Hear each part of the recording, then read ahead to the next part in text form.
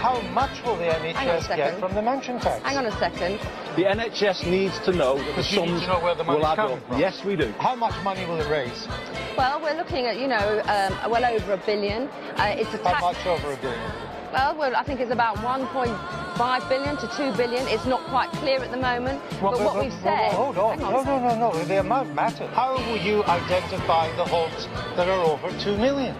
This is not my policy. Introduce the mansion tax. If you win, the policy is, I'm not going to say to you that I've worked out all the details of mansion tax, because that's not what I've been doing. Because I would suggest we're talking about some of the lowest paid people in the country. We're confident that they will be better off. And I would suggest to you that going this route you've gone, they will face a marginal rate of tax of 50, 60, 65%. They will not keep most of this increase you're talking about. I don't accept your figures, and we're confident. Well, you haven't got any of your own. We're confident. I don't have any in my head which I can give you right now. Should you think up policies before you announce them? You began this interview by saying that your policy was to balance current spending.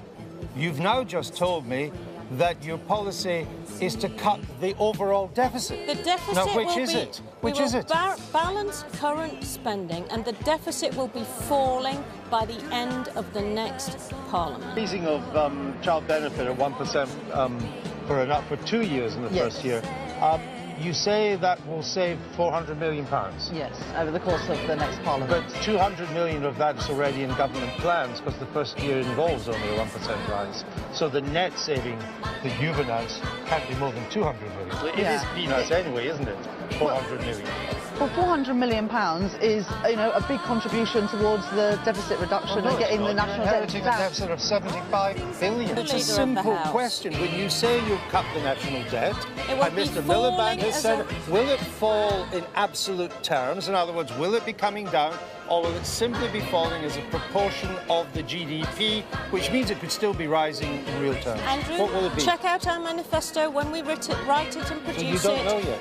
Check out our manifesto when we write it and produce it. And why don't you just nip into Parliament when Chancellor Ed Balls is making his first budget speech, and then all will be revealed. So in other words, 7 months before the election, and you can't tell us what your policy is on the national debt. I've just told you what our targets are in no uncertain terms. Well, you haven't actually, because you can't tell me if it's going to fall in real terms or as a percentage of GDP.